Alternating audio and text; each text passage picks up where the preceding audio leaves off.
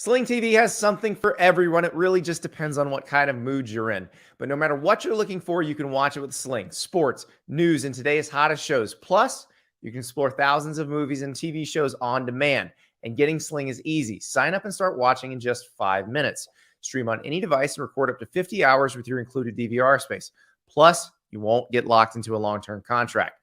Check out sling.com for special offers. Sling, the TV you love for a price you'll love. Try it today. Welcome to the Andy Staples Show presented by Sling. It's another college football playoff ranking reaction. We will learn the rankings as you do. We are watching the reveal right now. I'm here with Ari Wasserman, and we're going to try to figure out what it all means going into a jam-packed rivalry week. Are you pumped, Ari, for this second screen experience that we're giving the viewers? Yes. Who am I, Peyton or Eli? You're definitely Eli. Yeah, no, because Peyton's the GOAT, and Eli's like his little brother. That's I don't know. Tom Brady's the GOAT. But the thing is, like, Eli has 2 Super Bowl rings. No, I know. But you have like 5, so, it's okay. No, Peyton has 2. Like, they have an equal number. Yeah, I mean, if you want, I'm not going to get into a debate about who the GOAT is between those two. Everybody knows who it is. Cooper. Absolutely. Cooper. Okay, he's so I feel like a game show now. I feel like every year there's an intersection between wow, I cannot wait to watch this show tonight because I can't wait to see what the committee does. So it gives us insight potentially on what they might do. To we already know what's up. Just release the rankings and we'll talk about it. Like, yeah, we know the scenarios, I think, right? Regardless of what we see tonight, do we know? I don't think I don't know that anything we see tonight matters unless there's something just completely out of left field. But what TCU number 1 all of a sudden. Right. What I'm expecting is Georgia 1, Ohio State 2, Michigan 3, TCU 4, USC 5, LSU 6. Does that sound about right? That sounds exactly the way that I would do it. Yes. And that is, and those are the teams that have a chance. And LSU's only chance is beating Georgia. Right. And it's kind of just like, all right, we'll catch you guys on the pick show. Like, I mean, like, exactly. No, but there's a lot to see at the bottom half in terms of, potential quality wins, like with the Pac-12, like what do they do to UCLA, things like that I think will help give us context. But who I didn't mention is Clemson. Clemson is all of a sudden alive. Clemson's going to be number 7, right? Is that what we think? Is it by default? I'm not sure who else would be there. Alabama? I think put Alabama ahead of Clemson. I think they would put Alabama ahead. Okay. That is just it is just amazing. For my own sick, twisted mind. It would just be funny. Yeah, I think that Clemson has to be ahead of Alabama because at least Clemson's technically alive, right? Unless you believe that Alabama's technically alive. Who do you think would win that game? Alabama. Then put Alabama ahead of them. Yeah, I guess it should be that simple, right? Yeah, which is why I think if Ohio State loses the Michigan game, they are in over Clemson. I don't think they'd be in over USC. So you think that Clemson's going to hop Bama then? I think probably because they'll be like, by default, we have to put Clemson here because they're like, but I'm talking about that. That's if TCU loses and USC loses. Yeah. Well, I mean, the question here is there a scenario with the way that the game's played out on Saturday where USC does not control its own destiny in your mind?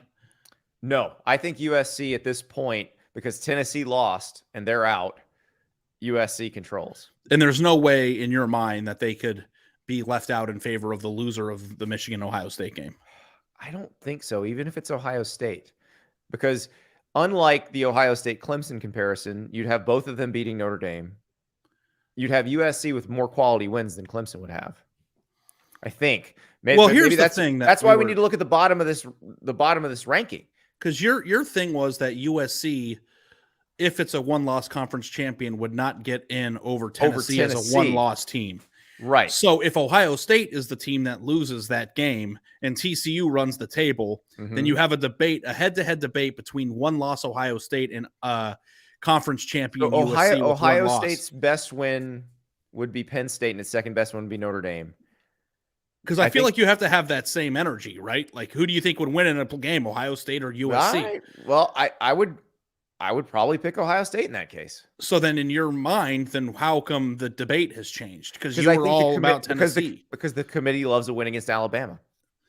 Yeah, I mean, and I buy that. I buy that. And it's not going to love these Ohio State's wins as much when compared to what USC has, because USC will also have the Notre Dame win if that plays out that way. And they will have the UCLA win. They'll have whatever the Pac-12 championship game is, probably Oregon. And Oregon's going to hop into the top 10 again. Right. But I'm glad you brought that up, though, because I do want to see what does this look like. Because the Iowa win for Ohio State is suddenly going to be better. Now, that's obviously a win for Michigan, too. So if Michigan's the loser of that game, we got to think about that, too. What a world. What a world we're living in. Unbelievable, right? Yeah, Iowa's a quality win all of a sudden. But yeah, no, I mean, Iowa could jump into the top 25 by the end of next week, right? Think about when Notre Dame lost to Stanford. If I'd have told you that we were talking about wins against Notre Dame and Iowa as really quality wins in this season, you would have thought it was insane. Yeah, the thing that's so interesting, too, is that the committee ranks these teams. And I think the realistic way to view it is that the teams that are outside of the top 25 are all bad. So even though Notre Dame was bad in our mind in comparison to what they were supposed to be, they're still much better than team 31 or 34. Like, they're probably aptly correctly ranked. So, like, it's, to me, I look at the Notre Dame win and go, that's not really that good of a win. But, like, the committee has looked over teams that are outside of the top 25. This number of 20. Exactly. But they know more about the teams that are between 35 and 45 than we do. But that's in terms of their stats and who they've played and all that. I wouldn't mind seeing this like the college basketball one with the quadrant 1 and quadrant 2. Like you make quadrant 1 the top 30 in your power ranking and quadrant 2 the top 60. And then tell me how many quadrant 1 and quadrant 2 wins a team has. Like, that would mean more to me than we've established this arbitrary cutoff at 25. Because it's stupid. What if a team beat 28, 29, and 30, and team 1 has one more top 25 win against 18? You would probably still take wins 26, 27, and 28 over 18, right? Right. And 18 to 28 is not as big of a gap as, say, 8 to 18. You could probably make the case that they're indistinguishable. Right. There are games where the number 27 team would be a 2-point favorite at home against the number 16 team. Correct. So yeah, I would like to see that. I don't think they'll ever do that, but I'd love to see that. That's what I did when I did the blind resume thing a few weeks ago. Yeah. I think I used the Sagarin rankings. All right, we got rankings. 25 Louisville, 24 Cincinnati, 23 Texas, 22 UCF, and 21 Oregon State. So potential quality win for the Ducks coming up. But if the Ducks win that game, do they knock them out of it?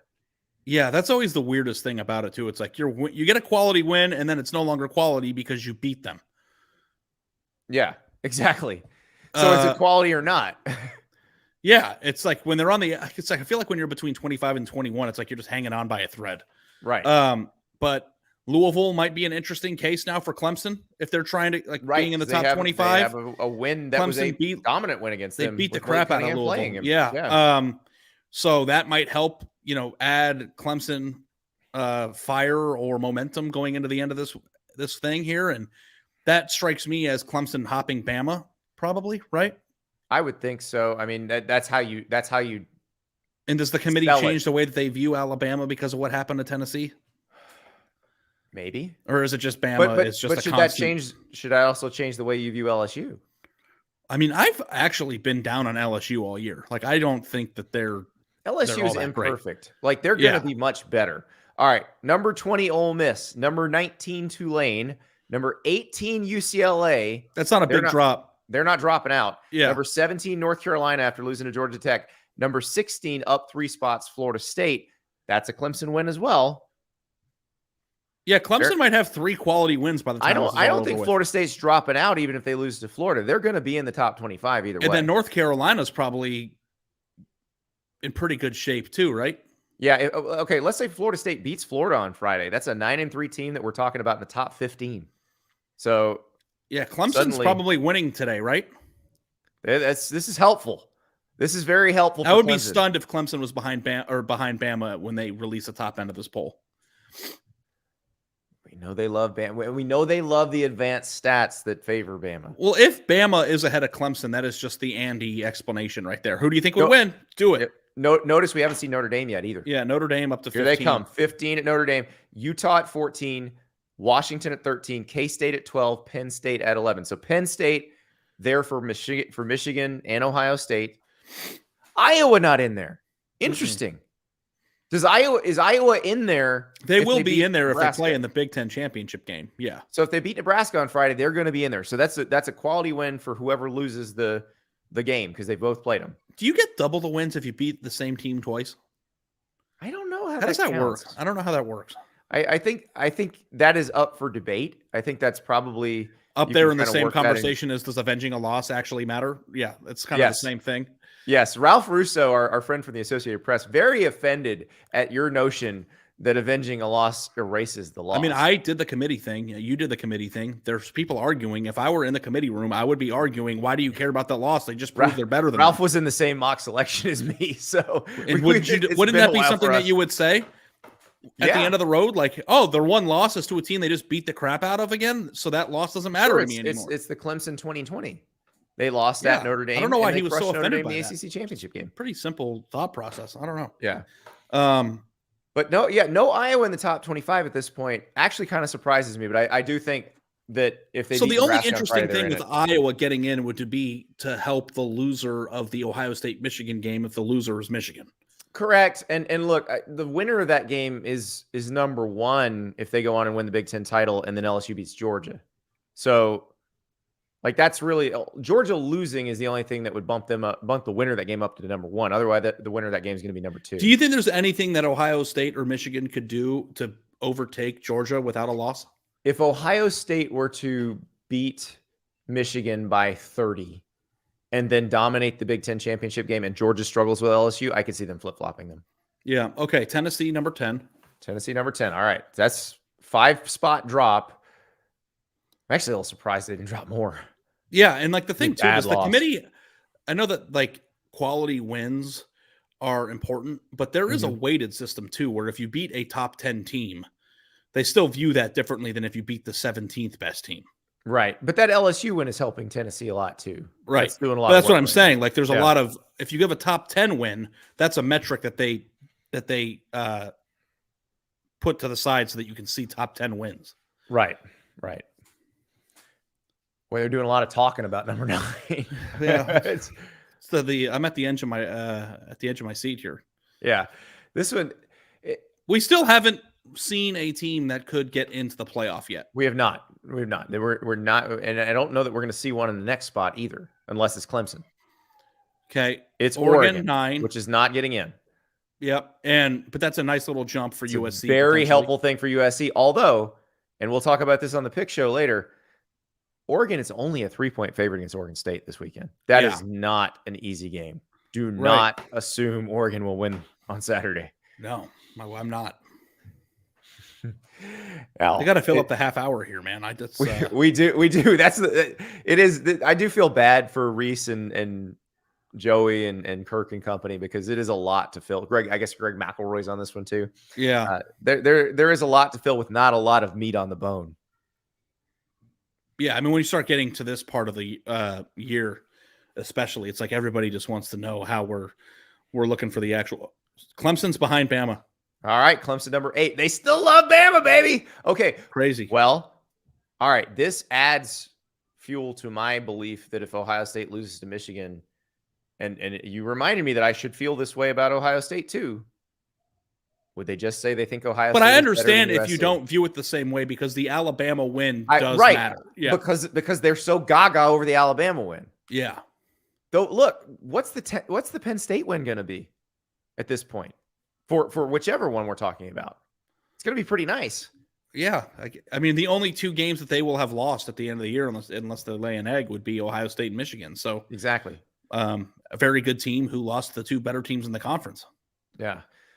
But no matter what you do, I don't care what kind of verbal or social gymnastics you do, you will never be able to make a Penn State win look the way a quality SEC game is. You can't do it. It's not true.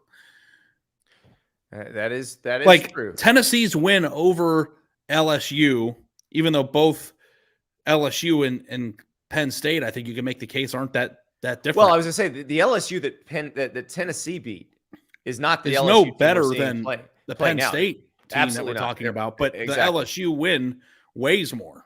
And I think that's what people get upset about, though. Yeah, when people get mad. There's Bama at 7. Okay, here's another one. Florida State beat LSU. Clemson beat Florida State. Yeah. Like, I'm not using the transitive property on that. I'm just telling you, Florida State's a quality win.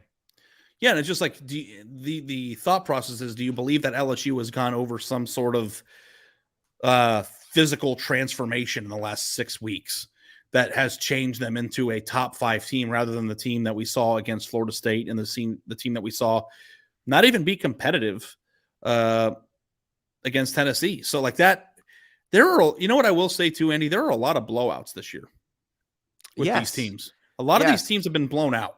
This is unusual. We don't usually, the teams that are in the mix, we only usually see like one blowout. Yeah. And I feel like we've seen quite a few more this year. Yeah. Yeah. It's kind of strange because I've always been like, if you've been blown out, then you are disqualified. Like, you can't be blown out. And it's like Clemson's been blown out, and here we are talking about it. We got people in the chat on YouTube, trying to suggest that maybe Alabama's not going to get in. But they love Alabama. Say something nuts as a preview to the pick show. Go for it. Auburn has a small % chance to win, maybe. My voice is high. Auburn's a 3-touchdown underdog. I know, but doesn't this like Cadillac Williams thing make you feel like Auburn and the points? Do you think this is going to be a good game? I think it'll be a more competitive game than a 3-touchdown game. When I saw that, I auto-picked Auburn. Right. I don't know that I'd money line Auburn, but I will tell you 21.5 or whatever it is. Yeah. As we record this, the editors are working up an Auburn story. I talked to Cadillac Williams earlier today. I will tell you right now, I was ready to run through the wall when I was done. Good God, that man is inspirational. Maybe he'll get the job. It's amazing. He did not want to be a head coach when he started coaching. And remember, he started coaching at Henderson State in 2015. And I asked him, have you always imagined how you'd be as a head coach? He's like, no. He's like, when I got into this, I wanted to coach ball, go home to my family, and live a simple life. He's like, I'd been in the spotlight plenty. But I think these last few weeks have shown him he's probably really good. Are you writing that he's the perfect interim coach for what Auburn needs? Oh, well, we know that. Georgia's number 1, by the way. Big surprise. No, we know he's the perfect interim coach. I'm writing that he's not going to get the job, but he's done more for Auburn in 4 weeks than a lot of head coaches have done for their schools in several years on the job. Yeah. It is important. Ohio State is 2. All right. Nothing shocking here. And I think we know who number 3 is going to be too, right? Let's see that block M. No, let's not see that block M. We're not going to see anything. Can you imagine? There's we just thought they got. It would be interesting if there's Michigan. What are they going to do? You can't move anybody around after last week. It was grab ass Saturday. I didn't know that. It was grab ass Saturday. Oh, it's funnier every time you say I'm going to get on the teleconference after this and be like, hey, do you guys take into account grab ass Saturday, and how does that impact your evaluation? Yes. How do you handle grab ass when it happens? Do you actually do you have a group text where you identify grab ass? Because we do. Grab ass on channel 11. All right, so there's your top 4 right now. Georgia, Ohio State, Michigan, TCU. Yeah. 2 of those teams play each other this weekend. Yeah, LSU Yippee. 5. LSU 5. They have set it up for the first 2-loss team to make the playoff if LSU beats Georgia, and USC at number 6. So what's the disaster scenario for the disaster scenario? Because we've been saying USC controls their own destiny. Mm-hmm. But the disaster scenario is if LSU beats Georgia by 1 and TCU wins out, right? Correct. They're out. USC would be out. So then I guess they don't really control their own destiny fully. Not really, but no one thinks that's going to happen. I am not confident in LSU against Georgia. Of all of the teams that LSU would be a good matchup for, Georgia's the opposite of that. I just wanted to make the case, because I don't think people realize this, and I didn't really put the math together myself till I saw the bracket there, that there is a path for a 1-loss conference champion USC to not get in. There is, and you just described it, because I don't think Clemson jumps them. Now, the other path would be the 11-1 Ohio State, and the committee goes, we just think they're better. But I'm not sure without an Alabama-esque win. No, Ohio State would have a Michigan win, which would be really, really good. Michigan might wind up ranked higher than Alabama when all is said and done if they play a competitive game. A one-loss Ohio non-Big Ten champ Ohio State is a very interesting case study of what you have been talking about, which is, will the committee follow the protocol and care about conference champions and quality wins, or will they just put the team in that they think is better? Let's go to my tiebreaker scenario, the kidnap the coach scenario. If you kidnap Kirby Smart and dosed him, and you said, would you exactly, would you rather play a 12-1 Pac-12 champ USC or an 11-1 Ohio State that lost to Michigan and Columbus? He's going to say, give me the Trojans. And I'm going to say, is there any part of you that could talk yourself into thinking that with Caleb Williams and this Heisman push that he's on, Jordan Addison and all those weapons offensively, that there is a Kirby Smart would be dreaming of scoring 80 on that team. So there's no thought in your mind that USC could be better than Ohio State? Oh, no. There's a scenario where those two could play and USC could win. Ohio State's not a perfect team by any stretch. Right. So, but if you ask me, would rather play against the defense that opens like the Red Sea. Yeah. If you ask me which team I thought would have, could you imagine Ohio State's offense going against that defense? Oh, good Lord. Oh my God. Like Marvin Harrison and throw Jackson Smith and Jigba healthy into that one. Oh, when you think about how many receivers were wide open in that game, I don't know. It just, yeah. So, I still think we have to discuss whether or not we think TCU is actually going to get it done. Which is all right. Let's do that when we come back. We'll take a little short break, and we're going to talk about TCU. We'll talk more about USC, and let's delve into this Ohio State thing, because while I'm still probably going to pick Ohio State to win this game, if they don't and it's close, it still feels like there's a chance. We'll talk about it when we come back. Sling TV has something for everyone. All your favorite shows on your favorite channels, all right at your fingertips. What you watch is up to you. It really just depends on what kind of mood you're in. So if you're looking for sports, Sling's got you covered with pro and college football and basketball, baseball, hockey, soccer, golf, racing, and so much more. Sling also has reality TV, so you can keep up with the latest gossip with today's hottest shows on channels like TLC, Bravo, MTV, and more. And don't forget about news. Get up to date with today's most trusted sources like MSNBC, CNN, and Fox News. Feeling adventurous? Explore thousands of movies and shows on demand. So what kind of mood are you in? No matter your answer, Sling has what you need. Getting Sling is easy. Sign up and start watching in just 5 minutes. You can stream on any device, and you can record up to 50 hours with your included DVR space. And the best part, you can pause or customize your subscription at any time. So check out sling.com for special offers. Sling, the TV you love for a price you'll love. Try it today. I have 10,000 pictures of my kids on my phone, but no idea how I'm going to compile all of them into an actual story for them. Artifact completely solves this problem. At the end of each year, they create a narrated video yearbook about each of my kids. Artifact sets me up with a professional interviewer to talk about my children throughout the year. I add photos wherever I want, and the whizzes at Artifact edit it all together into a video yearbook. It's easy, fun, and affordable. The grandparents absolutely love it. You know what? One day, this is going to be an amazing gift for the kids themselves. You might remember that Artifact is a longtime sponsor of this show, and they still do life stories of older family members. But now they have a product for parents like me, watching my kids grow up way too fast and wanting to hold on to those memories while they're fresh. You can sign up to try it for yourself for less than $9 a month when you use my code STAPLES at checkout. So go to heyartifact.com/kids and enter the code STAPLES to get started. That's heyartifact.com/kids and enter the code STAPLES. Welcome back. So we are waiting to hear what Boo Corrigan has to say, the chair of the committee, the NC State athletic director. Big fan of the Boo Corrigan vibes. He does look like a guy you'd like to have a beer with. He's my favorite committee chair so far. Yeah, he doesn't seem as nervous as some of the other ones, and he said he was nervous about it. Yeah, he told us that he was like really, really nervous about going onto ESPN, and because it is like when you really start to break down all this stuff, very heady. Like there's a lot going on. That's an impossible situation that person's in, because they have to defend opinion informed out of 13 different opinions. How's this for a pay-per-view It also show? may not be their opinion. Boo Corrigan live on pay-per-view, spilling the tea. I'd love it. I would love every Tuesday. Yeah, this jackass over here thought that Clemson should be number 4. How am I supposed to live with this? So we're going to talk about TCU. The strength of record stat is something we've talked about quite a bit on this particular show through the weeks that they've been revealing the rankings. And that is, how would the average top 25 team fare against your schedule? Like, how impressive is it that you've accumulated the record you have right now? So number 1 in strength of record right now is TCU.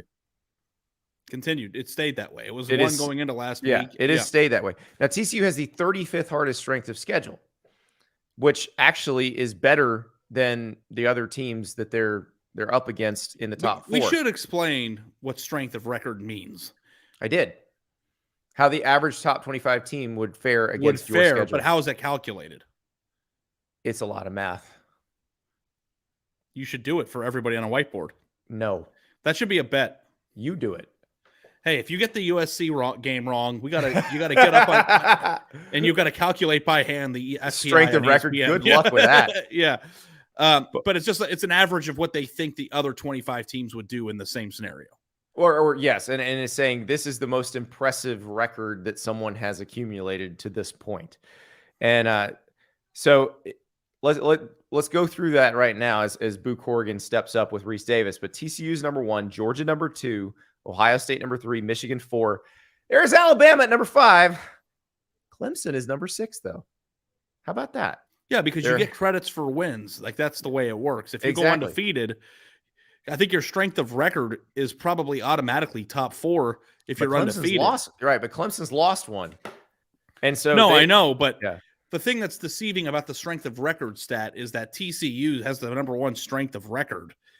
But what people are arguing about is how hard their schedule was, because their strength of record is the reason why they're number 1 is because they're only one of 4 teams that hasn't lost yet. Right. And I've been arguing that the fact that they're undefeated against this particular schedule, especially as deep as the Big 12 is this year, is really impressive and something we should take into account. But do group of 5 teams that are undefeated have what is their, like, I wish I could go back and look like what Cincinnati's strength of record was going into the playoff last year. Hold on, I can tell you. Yeah, tell me.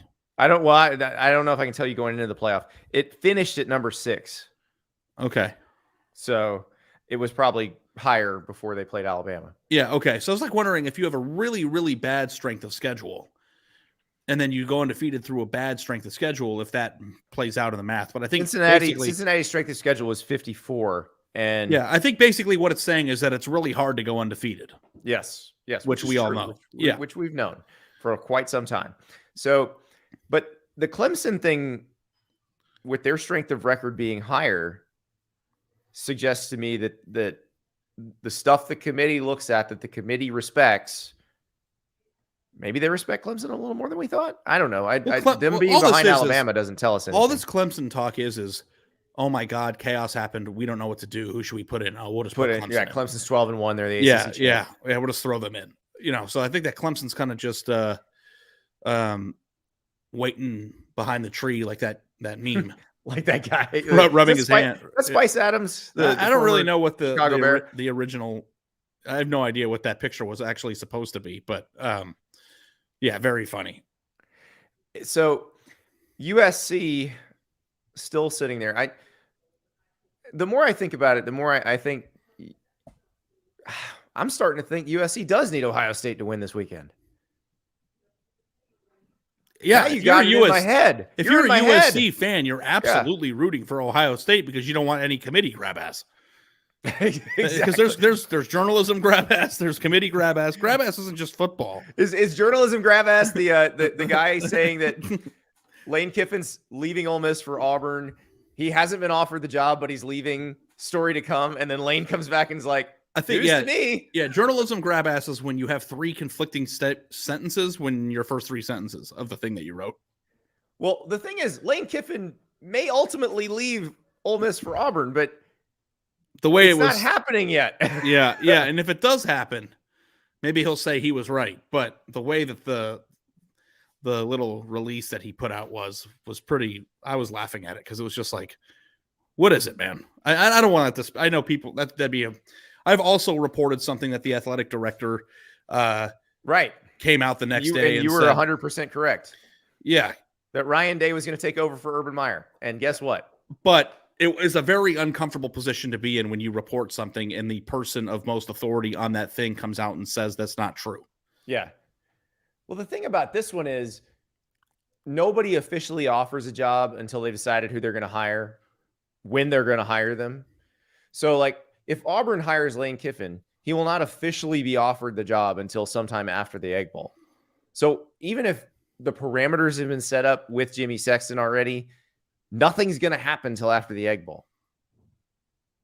I guess, well, we've seen this happen before. Jimbo Fisher thought he was going to coach against Louisiana Monroe in that makeup game for Florida State. And then they're like, no, you just go ahead and go to Texas A&M, please. Yeah. Which is kind of what the report was, plans to step down on Friday. Whatever, we'll see. It just the way that the response was written to the report that was refuted was funny to me. Oh, Lane Kiffin is having tons of fun. He's having a field day. You know what he hasn't said? I'm staying in Ole Miss. Yeah. So that's the thing. Well, Reese has got Boo laughing, so that's good. But the Alabama thing is crazy to me. And I don't blame our commenters on the YouTube stream for being a little bit suspicious. Like, could they find a way to... All right, let's try this. Is there a chaos scenario? Yeah, find a way to put Is there a chaos scenario that would put Alabama in the playoff? I don't think there is. Okay. Let's look at this. TCU loses to Iowa State and Kansas State. They're out. No, I think TCU only needs one loss. I think that 2-loss Alabama's in over 1-loss TCU. Really? So let's just say TCU lose. I mean, it's a hypothetical scenario. So TCU loses to Iowa. Okay. To Iowa State. Iowa State, sorry. Ohio State beats Michigan 56-0. Okay. Georgia loses to Georgia Tech and LSU.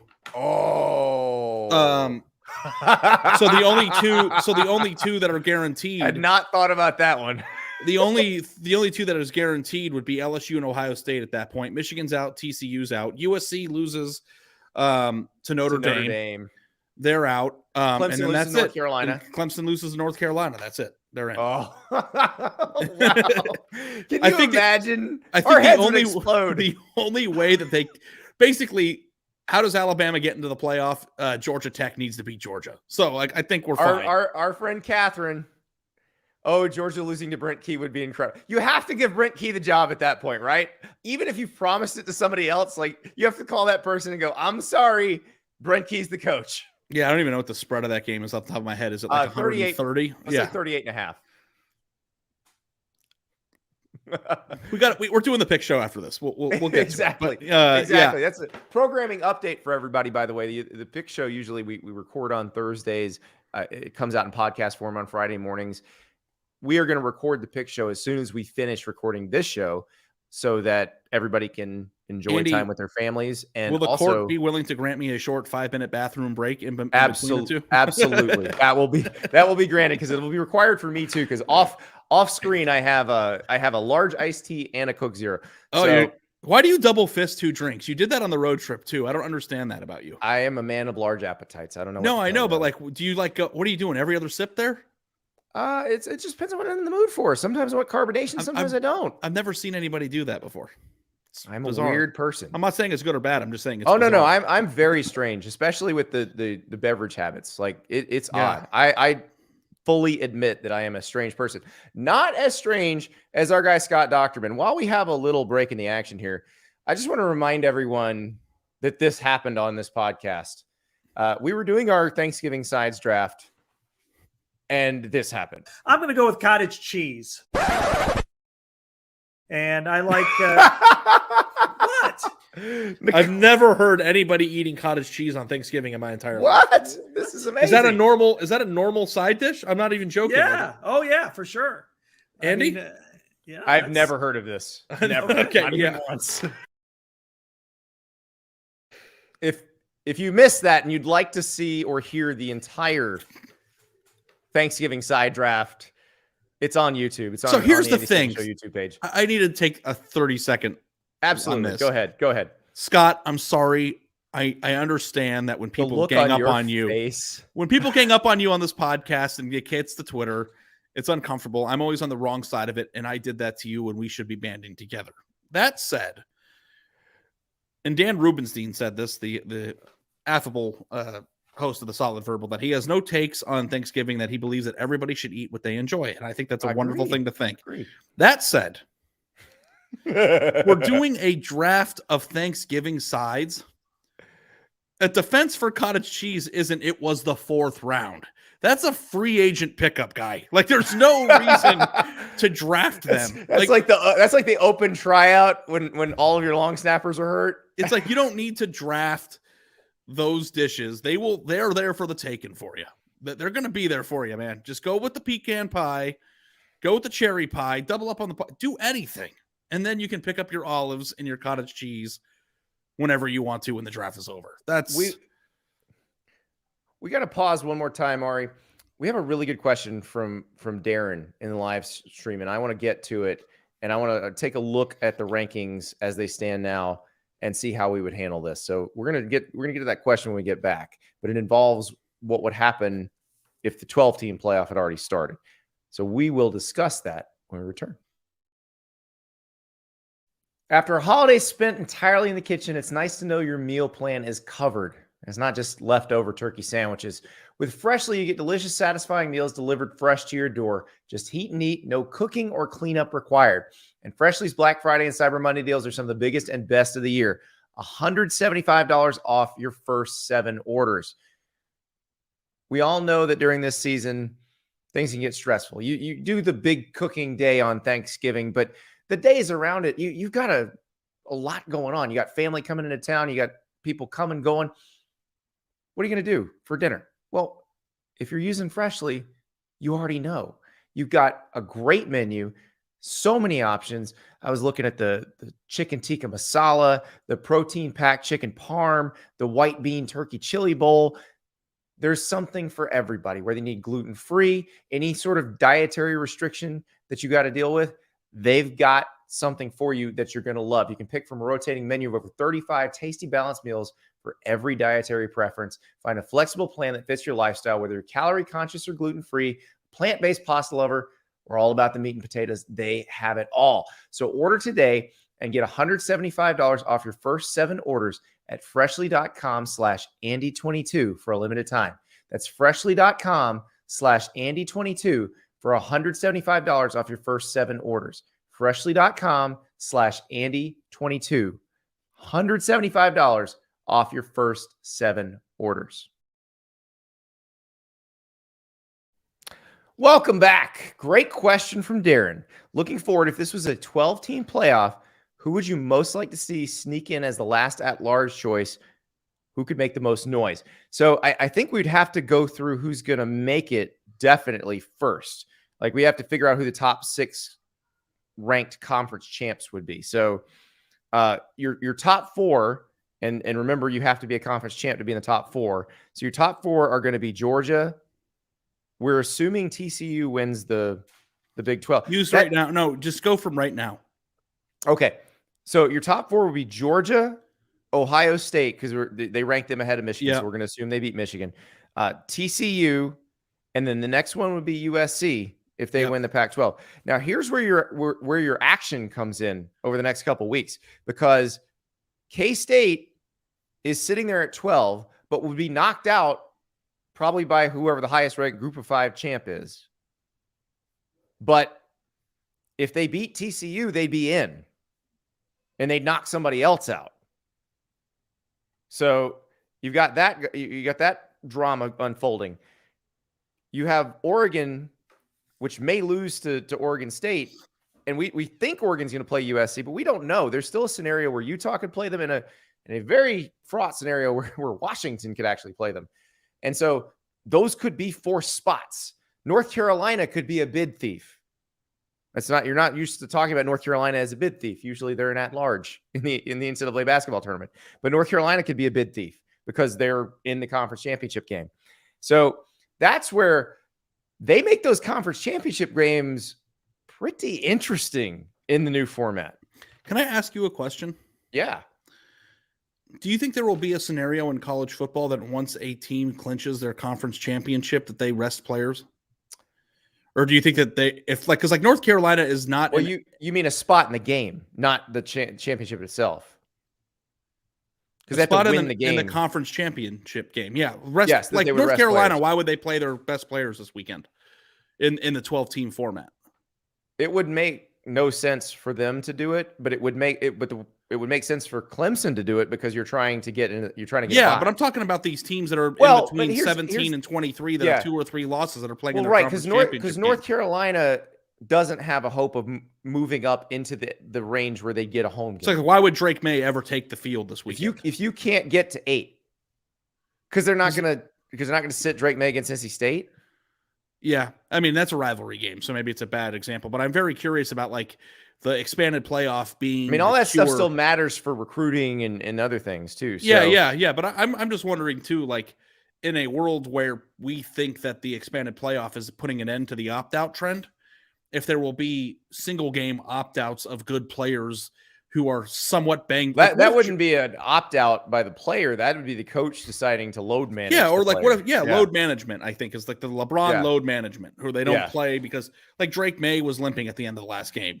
Why put him out there? They're going to be playing in the one, take the next 2 weeks and go all in on game planning for the team that you have to beat, because that's their playoff game.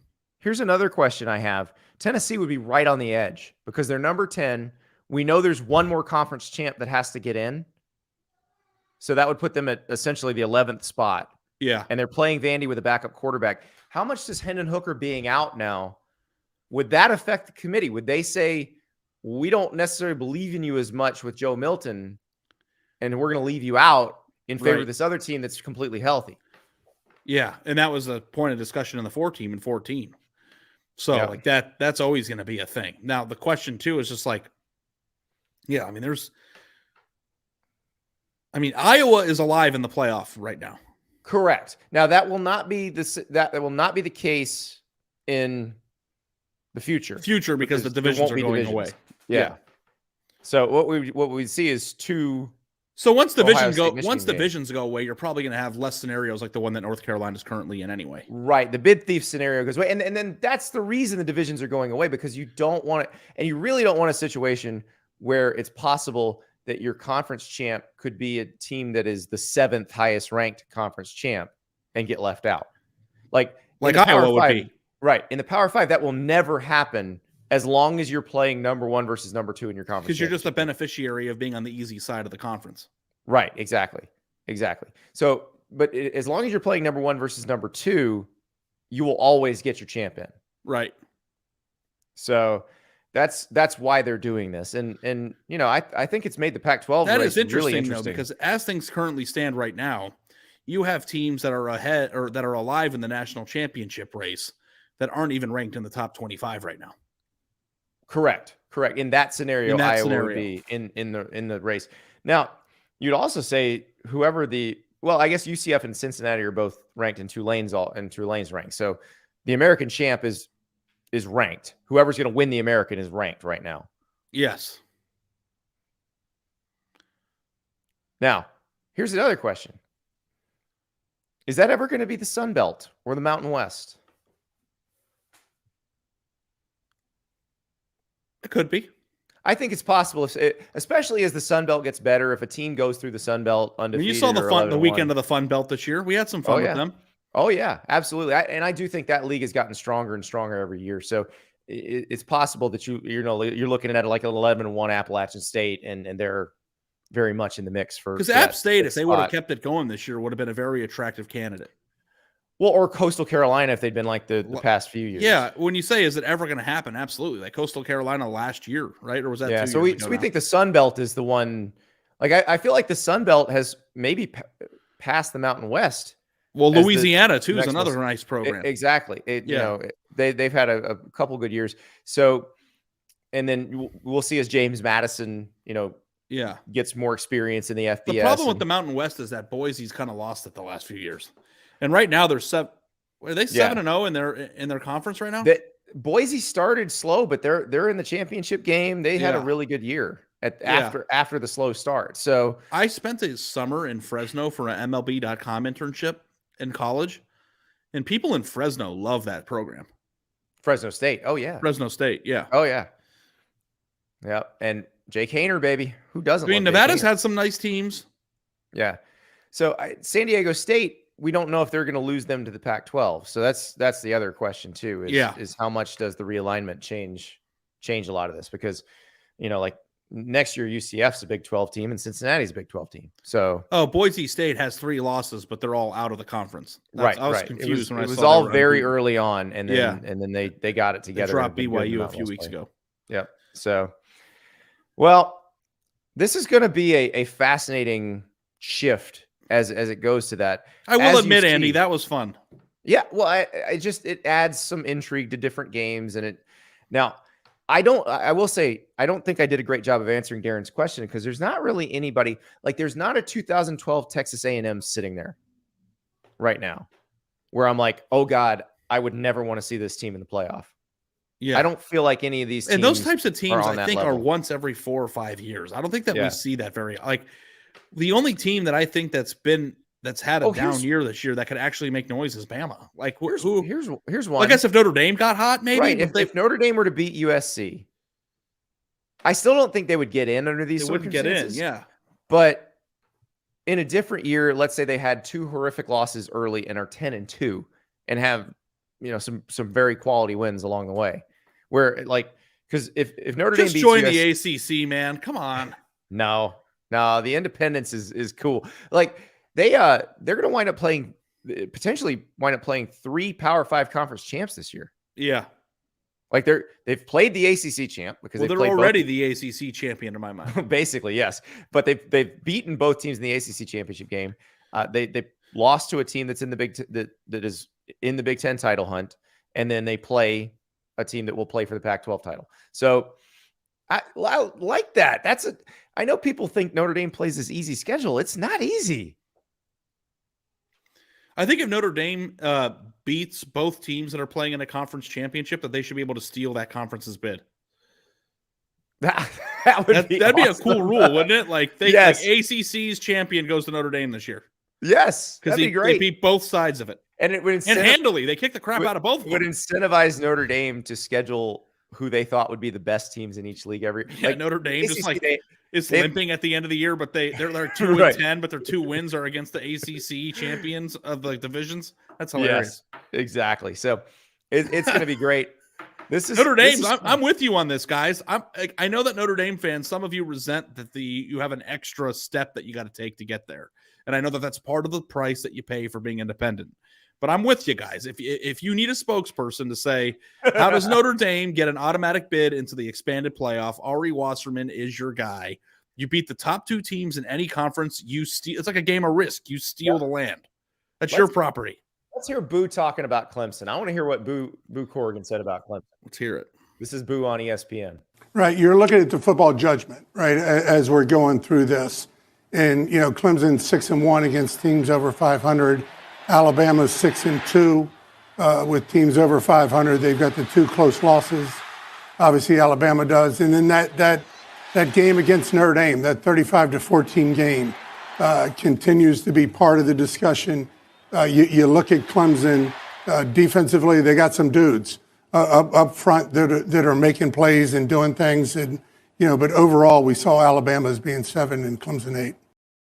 He said dudes everywhere. I know. I heard. Did you see my neck? He said dudes everywhere. When you put the video up, can they see us still? No, they could not see me celebrating him saying dudes everywhere. My favorite thing to do is steal what other people say, in passing, and then make it our thing, and then whatever they continue to say, the thing that they've already been saying, they think of us. I don't even know what that means, but I agree. People said they've got dudes everywhere, or there's a lot of dudes out there before we started saying dudes everywhere. Oh, of course. So we started saying dudes everywhere and made it a thing. Yes. So now when people like Boo Corrigan go back and say the thing that they've already been saying for a long time, it programs our listeners to think of us. Exactly. And of course, they'll be able to go to our OnlyFans page at some point. Dudes everywhere. Pay extra for ass juice. Exactly. All right, let's hear Boo on USC. I want to hear what Boo had to say on USC. This is Boo Corrigan on ESPN. How does the committee view SC's strength of schedule and the balance of the team? Because early in the year, we talked about TCU. You wanted to see more from their defense. SC's had some struggles on defense. What's the evaluation there? Well, I mean, clearly that was a dominant conversation for the last couple of days, and it wasn't a one-time conversation. It was over and over and over again to make sure that we were looking at this the right way. There's reasons for USC to be at 5. There's reasons for LSU to be at 5. As we looked at it, the wins over Alabama, Mississippi carried the day more so than the wins over UCLA and Oregon State. As you alluded to, the good win that they had on Saturday was 48-45. And I think some of the members of the committee, and as we looked at it, wanted to see a little bit more from their defense, as well as the overall strength of schedule from LSU, really drove the day. Uh-oh, Ari. Do you know what this means? What that answer was a long way of saying? If Ohio State loses by 1 to Michigan, Ohio State at 11-1 is getting in over 12-1 USC. That's exactly what he just said. Yeah, but I don't know if he is just thinking about what their current resume is and not what it would be if they get there. That's like the hardest part, because he is programmed. If they were to dominate Notre Dame and the defense looks better, and then the defense looks good in the Pac-12 championship game, they were having a different conversation. But that was a lot of – there are some people in that room who think USC's defense stinks and don't want to – Well, you want to know why, Andy? Because their defense does stink. I know. Like, and it's like, that's the thing that I can't stand about college football playoff discourse, is that, like, if something stinks and they haven't lost yet, you got to pretend like they don't. It stinks. The question is whether or not USC can win the Pac-12 as a one-loss champ in spite of their defense. It's a fact. It's not taboo. It's not insulting. It's a fact. Right. But the question is not that. The question is, do you think that they are better than whoever the other team would be for the fourth spite spot? of their defense? In spite of their defense. And we don't know who that other team is right now. Yes. So, but the thing that we always have to remind ourselves as we listen to these sound bites is Boo Corrigan or whoever the chair is in that given year is only talking about the information that he has of the past games. Correct. So as USC has an opportunity to potentially beat a top 10 team in Oregon, and as they have a chance to beat a top 20 team in Notre Dame, his prepared bullet statements of what he says when he asks about it could change. If their defense is good this week and next week, it's a different conversation. If their defense is the same, but Caleb Williams Supermans them to a Pac-12 title and a win against Notre Dame, I could win 63-61 in both of those games and still get in. But I don't know that they would. They better hope Ohio State wins on Saturday. Yeah. Just to be safe. Because I don't think Michigan's, because of the non-conference schedule, I don't think Michigan's is you know who else probably has to hope that Ohio State wins on Saturday? Who's that? Georgia. You think you want to play them in the first round? No. You're absolutely right. Again, my Kirby Smart kidnapping theory. If you think that the one team that Georgia would take to play last right now is Ohio State with the Astros. Absolutely. There's no way that Ohio State is the only team with the kind of roster that you would maybe pick against Georgia straight up. I probably wouldn't this year, but I would not either. But it's the one. Yeah, but you can see the path. The thing about Ohio State is that you put them in an indoor building, and you play in an arena or a stadium that's indoors, and they get it going. Right. They can beat anybody. Exactly. All it would take is Georgia having, a B+ day, and all of a sudden it's I can't say the same for the other teams that are in there. Like, I don't think TCU could beat Georgia ever. I don't think that Michigan could beat Georgia. Michigan's built to beat Ohio State. It's like I wish we had just kept the screenshot of that comment so we could give the person credit properly. But whoever you are out there, and you may be watching right now, if you are, please raise your hand. The person who said that Michigan is built to beat Ohio State and Ohio State is built to drop 50 on Michigan State, you're a genius. Because Ohio State is insanely and deeply talented, but they are not built the same way that Georgia is. Right, exactly. Georgia is built with the athletes of Ohio State and the toughness / culture of Michigan. It's like they're both. You're right. But this weekend is an opportunity for Ohio State to prove that they can also play that way. Yeah. And the only reason why that we doubt that is because of a game that occurred at a different year, which was last year.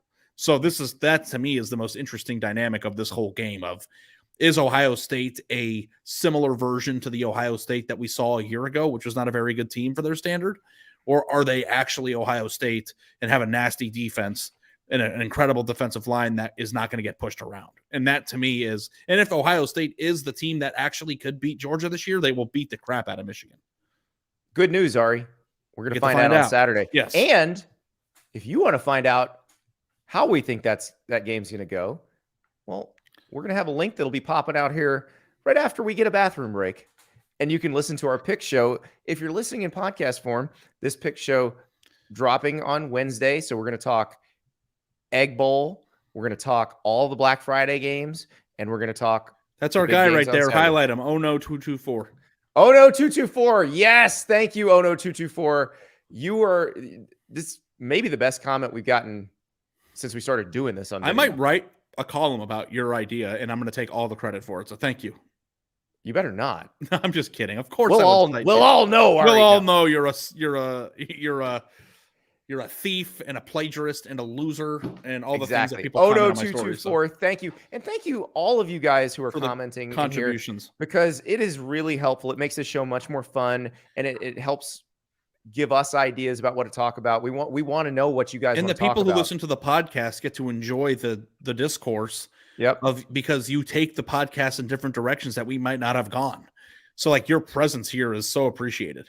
It is. And as I said when I tweeted this link out earlier, Reese Davis is never going to put your snarky comment up, but I might. So we will. That's why you got to keep coming back. Thanks so much. We'll talk to you soon.